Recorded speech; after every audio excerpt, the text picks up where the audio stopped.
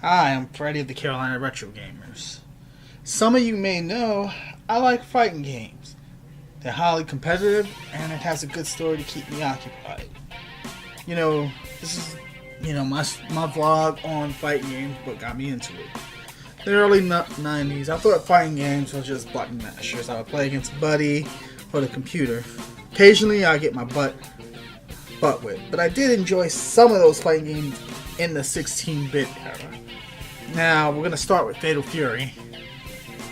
Now, I didn't grow up in a privileged neighborhood. I grew up in, mid to middle class, so I would always get the second-hand game. So, instead of Street Fighter 2, I would get Fatal Fury. And they would say, oh, it's just as good. My relatives would say, oh, it's just as good.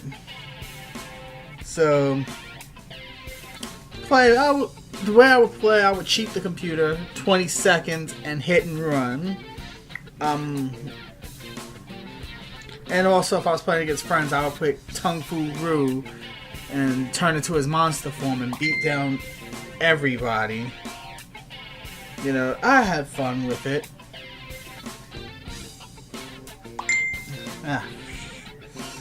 Also, another game I used to play was Eternal Champions.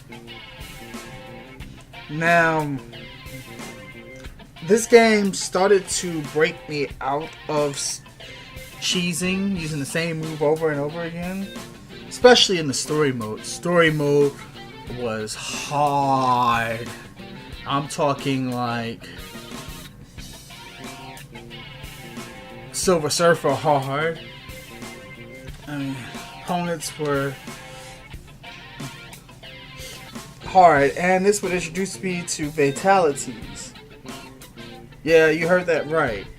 Mortal Kombat wasn't the first game to have fatalities. Eternal Champion, and it had dark story elements, but we'll save that for another video.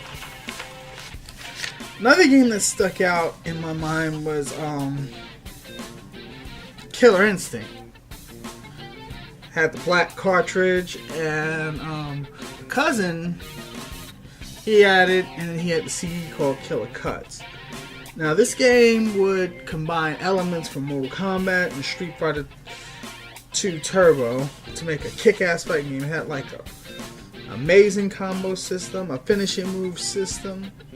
Like, I used to enjoy knocking people off the stage, certain stages, to show my dominance over them, And also, like I said, I used to jam Killer Cuts when I was a kid, like my first OST CD.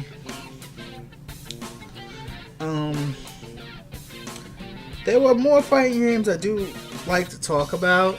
Shaq Fu, I used to play that. Justice League Task Force. Oh god. Teenage Mutant Ninja Turtles Tournament Fighters was one. But I do have to move on. Now, I did get into the Tekken series, and when I first played it was honestly on the PlayStation Underground disc. The CG endings were beautiful. My first exposure to Tekken was Tekken 2, and then I collected the other two, Tekken 1 and then Tekken 3. Funny how you don't see remakes of Tekken 3.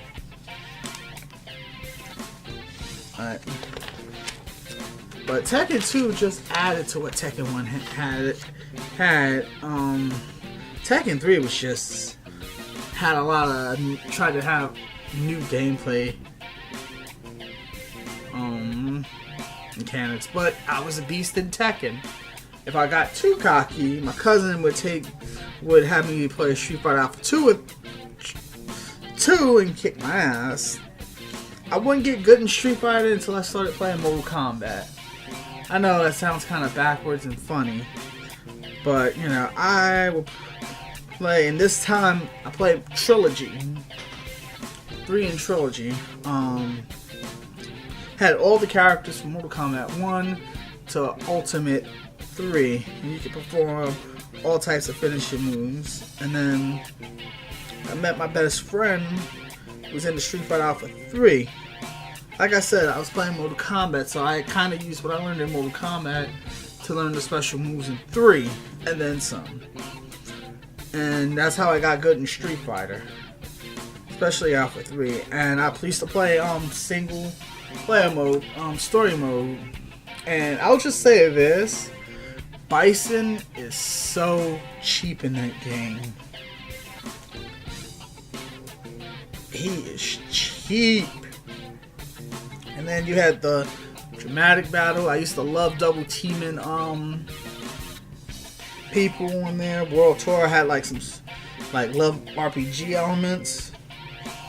But then I got older, had my first job at Winn-Dixie, and the first fighting game I actually bought was King of Fighters 99. A bit different with the striker system. Different story arc, but I always had a soft spot for Fatal Fury, and I always had a soft spot for Terry Bogard. It introduced me to a lot of characters like the Art of Fighting series, and then some of the King of Fighters characters. And then that's when I learned about SNK boss syndrome. This cheap boss called Krisnal. He could pull off some bison stuff. And then I was wondering when Capcom and SNK would ever do a crossover game, because we see Marvel vs. Capcom. But then when I was in Walmart, I've seen 2 games: Capcom vs. SNK Millionaire Fighting for the PlayStation 1, and Capcom vs. SNK 2. Now before we get into CVS Capcom vs. SNK 2, I want to talk about Marvel vs. Capcom 2. That was another game I would play. I played it for the Dreamcast. And the Dreamcast, I wouldn't say it's a rare system, but that system is amazing. If you ever see one in a pawn shop or in a used store, do yourself a favor. Buy one. You will not be disappointed. I mean, you had Sonic Adventure 1 and 2, Marvel, Street Fighter 3 Third Strike. But we're going to talk about Marvel 2 first. Man, I just remember the hours me and my best friend would play. Iceman, War Machine, Captain Commando, Doctor Doom. And then my friend got me into Third Strike. At first, it did. Third Strike was a breaker because I used to just use the Fierce button a lot. And then I kind of learned some things. I still don't know how to parry that well, but I do know how to combo. Now, if I'm usually playing Third Strike, I'm usually playing Ken, Super Art 3 Ken. On occasion, I'll play Sean. I know Sean is garbage in Third Strike, but nah.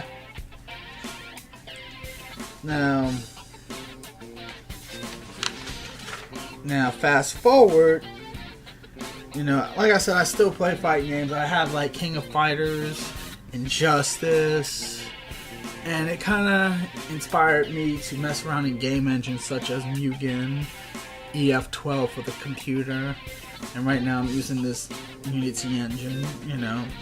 If I hadn't been playing these games as a kid, I wouldn't be concerned making my own games.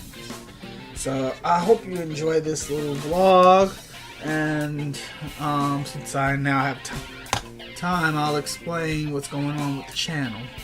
I do have Let's Plays planned.